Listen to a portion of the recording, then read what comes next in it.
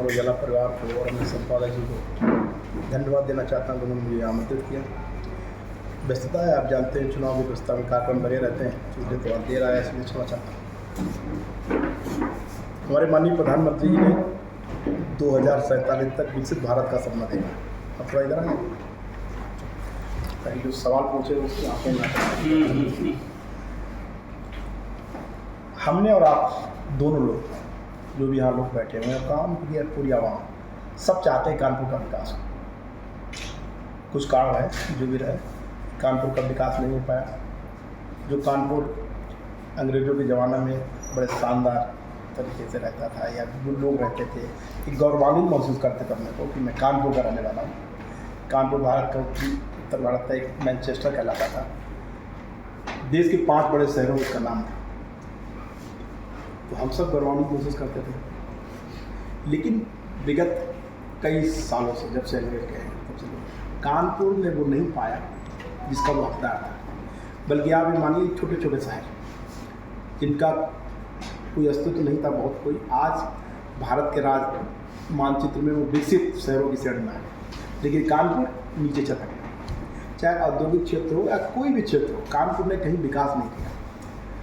उसके पीछे कई कारण हैं। जो सरकारें थी, जनप्रतिनिधि थे, क्यों जब तक आप विजन के साथ काम नहीं करते, दृढ़ इच्छा शक्ति के साथ नहीं काम करते, टारगेट बेस्ड काम नहीं करते, तब तक आप सफलता नहीं प्राप्त कर सकते। तो मुझे लगता है कि 2014 से पहले जो कानपुर के हालात थे, जो सरकार है, वहाँ के प्रतिनिधि हैं, उन्होंने कानपुर के विजन, विकास के विजन के लिए बहुत कुछ सोचा नहीं। वो सोचा भी है तो उसने किया नहीं। करने का उनका जो भी रहा, इसके पीछे क्या कारण है मैं नहीं इस पर जाना चाहता हूँ। मुझे लगता है कानपुर में बहुत संभावनाएं हैं विकास की, और मेरा प्रमुख विजन यही है कि मैं विकसित कानपुर देखना चाहता हूँ। इसमें आप सब लोगों का मुझे सहयोग चाहिए। औद्योगिक आप बात कर रहे हैं, औद्योगिक नगर था, निश्चित रूप से औद्योगिक नगर था कानपुर का। यहाँ नहीं, देश नहीं, पूरी दुनिया में नाम था। जब हम विदेशों में भी जाते थे, लंदन में जाते थे, तो कानपुर की लोग चर्चा करते थे। हमने इस पर एक पूरी कार्य योजना बनाई। मेरा मानना है कि किसी भी समस्या का समाधान स्थायी होना चाहिए। अभी तक आप तमाम लोग अभी और सवाल पूछेंगे, हर समस्या का यहाँ अभी तक जो मैंने देखा है अस्थायी समाधान हुआ।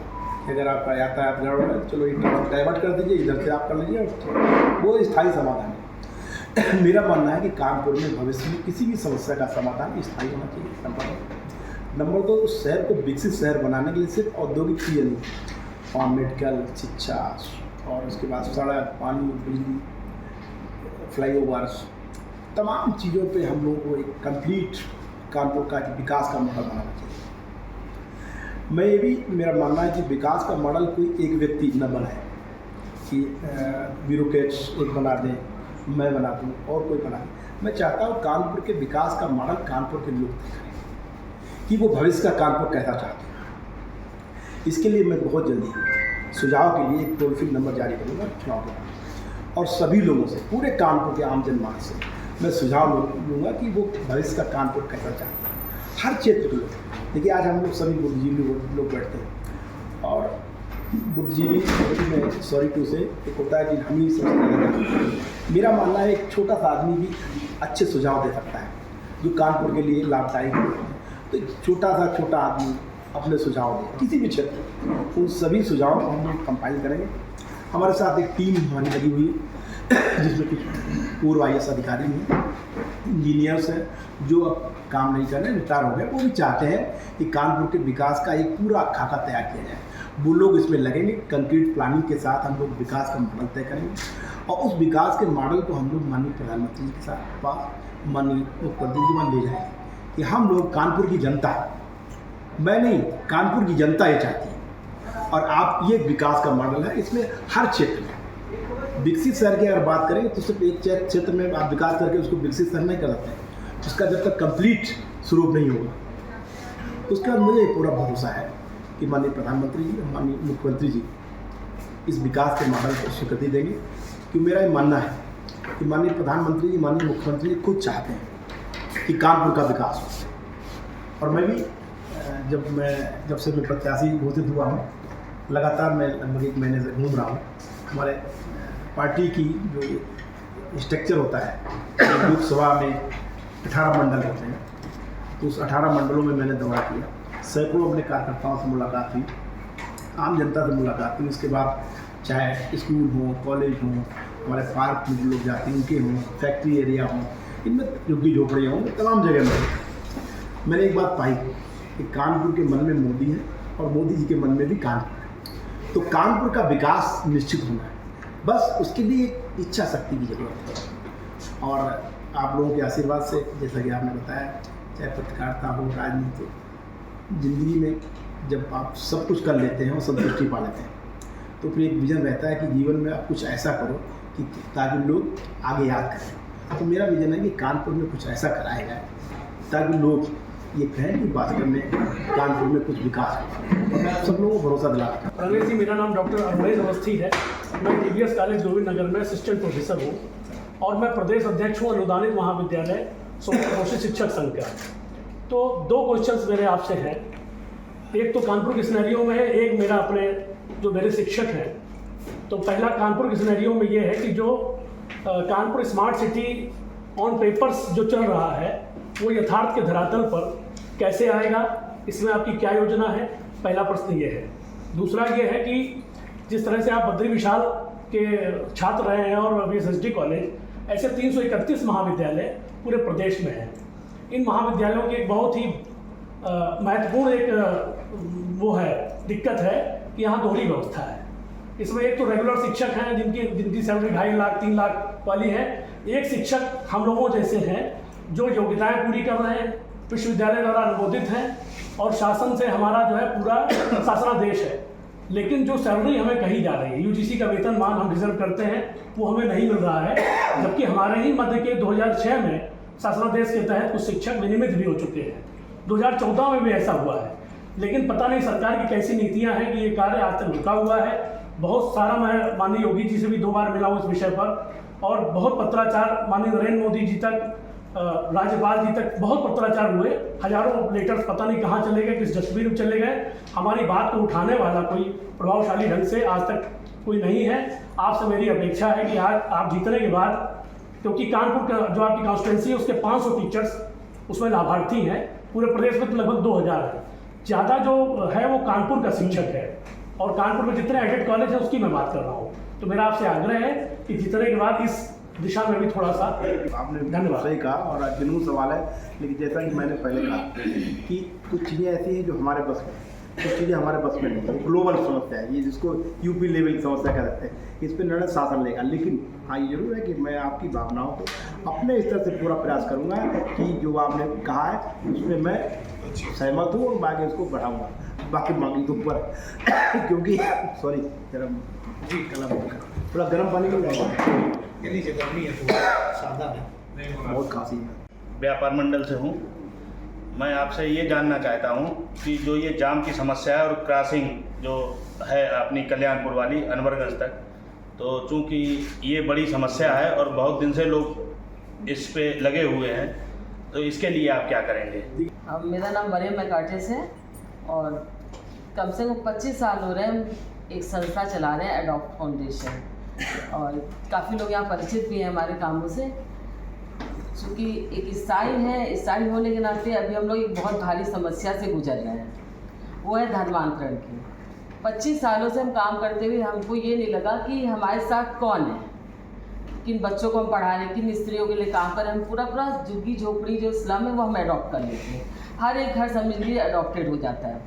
उनकी हर समस्याएं मेरी समस्याएं होती हैं, और तन मन धन जिसको कहते हैं वो सब करके हम सेवा करते आ रहे हैं। आज समस्या ये है ईसाई समुदाय में, थोड़ा हटके आप लोगों से सवाल है, लेकिन हम लोग भी हिस्सा ही हैं और ये भी हमारे समाज का ही हिस्सा है, और आपसे आशा भी है कि आप मतलब हमारा साथ देंगे। ये है कि धर्मांतरण का एक खराब सा रूप दिखा दिया गया है, ईसाइयों का एक खराब सा रूप दिखा दिया गया कि इनको पकड़ा ईसाई बना दिया, उनको पकड़ा ईसाई बना दिया। तो हम आपके मार्फत से आपकी सरकार को ये कहना चाहते हैं कि ऐसा नहीं है, हमारी बात आप तक पहुंच ही नहीं पाती है, क्योंकि हमें लगता है जिन लोगों को सॉरी टू से जैसे बजरंग दल को हम लेते हैं, अगर वो किसी ईसाई को, ठीक है धर्मांतरण देख रेख कर रहे हैं, कभी उन्होंने किसी गलत चीज़ को जाकर के अपोज करा है? ठीक है, ये हमारे क्वेश्चन है।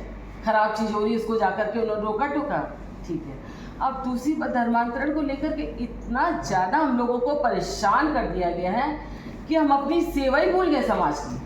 अब हमें डर है कि झोपड़ी में जो जाते थे सेवा करने, तो ऐसा तो नहीं मेरे पर एक इल्ज़ाम लग जाए कि धर्मांतरण के लिए।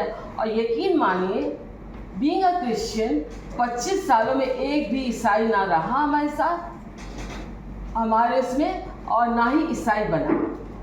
आप जा करके जहाँ हम काम करते पूछिए, बिल्कुल आप किसी को भी इन्वेस्टिगेट। सर अब अपनी बात कहना चाहते हैं क्योंकि यही प्लेटफॉर्म हमको मिला है और शुक्रिया अदा करते हैं हमारे सर। हमको मतलब बहुत अच्छा मौका मिला और धन्यवाद हम सर का देते हैं कि हम यहाँ आए। तो हाँ, तो सर ये चाहते हैं कि जब भी धर्मांतरण जैसा आरोप ईसाइयों पे लगे तो पूरी छानबीन हो, जाके मारना पीटना, अरे धर्म ही तो है, हम यही के तो हैं। एकदम से हम लोगों को अलग कर दिया गया है। सर थोड़ा सा इस पे ध्यान दीजिए। जो कहा है वो निश्चित रूप से ही, और मैं आपको इतना भरोसा दिलाना चाहता हूँ कि अगर आपकी संस्था और आप लोग धर्मांतरण नहीं करा या नहीं करा रहे होंगे तो आपको कोई भी गलत अंजाम में नहीं फंसा पाएगा। ये मैं आपसे बहुत बढ़िया, इतना मिनट में आप, और इसके लिए सब लोग गवाह हैं। अगर एक केस आप बता देंगे कि उसने धर्मांतरण नहीं कराया और उसको चाहे कोई भी संस्था हो, अभी सर एक कार्यक्रम था चुन्नीगंज में और एक बस रात में रोक ली गई थी, आपने छुड़वा भी दिया। छुड़वा दिया, बहुत अच्छी बात है, लेकिन रोका तो गया। देखिए लेकिन छुड़वाया तो गया, ये नहीं कहेंगे। ये तो देखिए आप, इसीलिए तो आपको सुना है प्रोग्राम में, और ये तो मैंने कहा व्यक्ति के साथ हमें जुड़ना है। आपके स्टेट डे में प्रोग्राम बिल्कुल बिल्कुल बिल्कुल रात में 2 बजे होता है। जी जी, मुझे बताया गया, तो हमने कहा जब किसी के यहाँ जाना है तो 2 क्या 4 क्या, पूरी रात अगर है तो रात भर जाएंगे, अगर जाना है तो जाना है। बड़ी समस्या है, 9 क्रॉसिंग है जो शहर को डिवाइड करती हैं। इसकी वजह से सिर्फ जाम ही नहीं करती, इसकी वजह से व्यापार भी बहुत प्रभावित होता है। ऐसा कई बार हुआ, लेकिन पिछले 5 साल से आप ही की सरकार इसके लिए प्रयास कर रही है, लेकिन अभी तक कोई सलूशन नहीं निकला। फीस वापसी का मुद्दा है, कोरोना काल में वसूली गई है फीस। उसमें कानपुर में चूंकि यहाँ जितने लोग बैठे हैं हम सभी कहीं ना कहीं अभिभावक हैं और सबने ही कहीं ना कहीं अपने बच्चों के लिए 15% एक्स्ट्रा फीस दी है। उस मामले में अभी तक कुछ नहीं हुआ, जब तक कोर्ट का आदेश आए हुए लगभग 1 साल होने जा रहा है। वो यही से हल होना है, उसमें आप लोगों की सरकार भी है, आप लोग करा भी सकते हैं, लेकिन उसमें बहुत ढिलाई बरती जा रही है, अभी तक कोई कार्रवाई नहीं। क्या जी आपने कहा निजी कॉलेज करते हैं, निजी कॉलेज में फीस वसूल ली, जिनको दिलाना है वो उसमें कहीं ना कहीं लापरवाही बरत रहे हैं। इस पर आपका क्या कहना है? आप तो पत्रकार है, अमर उजाला में आप काम करते हैं, तो अमर उजाला ने कोई पहल नहीं की इसमें? सर तो बहुत किया, लेकिन इसके बाद भी नहीं दे रहे हैं। मतलब जो ब्यूरोक्रेसी है वो उसमें लापरवाही बरत रहे हैं। देखिए फीस वसूल तो हो गई है, हाई कोर्ट से ऑर्डर हो गया है, तो मैं आपको भरोसा दिलाना 3 महीने के अंदर कि सभी कॉलेज, जब सभी स्कूल आप सभी अभिभावकों को फीस वापस करेंगे, वरना इनके खिलाफ कार्रवाई। नोट करिए आप, और आप मुझे इसका प्रत्यावेदन दीजिए। इसका मुझे प्रत्यावेदन दीजिए कि उन्होंने अगर फीस वसूली है, नंबर 1। नंबर 2, अगर हाई कोर्ट का आदेश है फीस वापस करने का। नंबर 3, अगर ब्यूरोक्रेसी की लापरवाही से या ब्यूरोक्रेसी अभी नहीं कर रही है, क्या कारण मैं नहीं जाना चाहता, लेकिन अगर वास्तव में जुनून है और फीस वापसी होनी चाहिए, हाई कोर्ट के आदेश के बाद तो और कोई बचता नहीं, तो आप मान लीजिए अगर वो लापरवाही कर रहे हैं, ढिलाई बरत रहे हैं, तो 3 महीने के अंदर फीस वापस होगी, वरना मैं कार्रवाई करूँगा।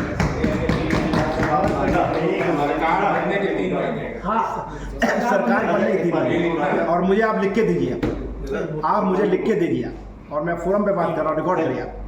मुझे कोई दिक्कत नहीं है कि आप फीस वसूली की गई है, हाई कोर्ट का आर्डर है, और सिर्फ लापरवाही की वजह से पैसे अभिभावकों को वापस नहीं आ रहे हैं। मैं आपके साथ हूँ हर स्तर पर, और ऐसे लोगों से मैं फीस वसूल करके आपको दिलाऊँ। दोनों अलग सवाल। आपका सवाल है कि भविष्य का कानपुर आप पैदा चाहते हैं, डेवलपमेंट के लिए क्या प्लानिंग। आपका सवाल है कि आपका जीत का आधार क्या है, तो देखो पॉलिटिकल। इसमें तो मेरा ये कहना है कि जो कानपुर में जीतने की बात है, हम लोग आप लोग सब लोगों के आशीर्वाद से, कानपुर की जनता के आशीर्वाद से हम लोग भारी बहुमत से जीतने जा रहे हैं। और धीरे धीरे जैसे चुनाव आगे बढ़ रहा है, वैसे वैसे भारतीय जनता पार्टी का ग्राफ लगातार बढ़ रहा है। और जो हमारे विपक्ष का जो गठबंधन की इसकी बात करते हैं, तो जनता की नज़र में ये साफ उन्होंने मान लिया कि ये गठबंधन नहीं, ये ठगबंधन है। ये 2019 में हुआ, उसके बाद टूट गया। उससे पहले आप देखते हैं 1-2 लड़के आए थे, उन्होंने गठबंधन किया था, उसके बाद फिर वो गठबंधन टूट गया। इसके बाद आगे आने वाले दिनों में भी ये गठबंधन टूटेगा, ऐसी आम जनता की राय है।